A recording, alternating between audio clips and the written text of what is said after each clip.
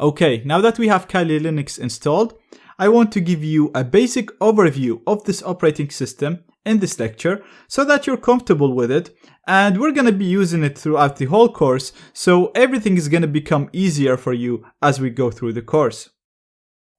Now the first thing that I want to talk about is the status bar in here. So you can see we have an applications menu in here, and inside it you can see all the applications are categorized. So we have information gathering applications, vulnerability analysis, web application analysis, reverse engineering, and so on. So you can go on each one of these entries and just select any program that you want to run. And the next menu that we have is the places, which shows you the most common places in the file system. So we have home, we have the desktop, we have the documents, downloads, and so on. So you can access the places from here and then you click on home, or you can just click on the files icon in here on the left, and both of these will bring you to the home directory, which is actually the root directory. So it says home in here, but the actual location of this, if I do Control L, you'll see it is /root. So inside this, you can see we have our downloads, music, pictures, similar to the way that you'd have it in Windows and OS X. We also have the time in here, and in here on the right, we have more controls. So the first thing that we have in here is the workspaces. So Linux comes with multiple workspaces by default. Basically, what this allows us to do is we can have this desktop in here. For example, we can open the places, and we can, for example, navigate to downloads and do some work in here. But if we go here to workplaces and go to the second one, you can see that I have an empty desktop that I can do whatever I want. And for example, I can launch Firefox in here. And then again, if I want to go back to the first workspace, all I have to do is click on here, click on number 1, and I'm back in here. And because I've already used up 2 spaces, the system is already creating a third empty space, so I can click on that, and as you can see, I'm in the third space where I can do more stuff. Now you can also navigate between the spaces by pressing Ctrl Alt up or down to go up and down in the spaces. The next part of the status bar is this last part in here.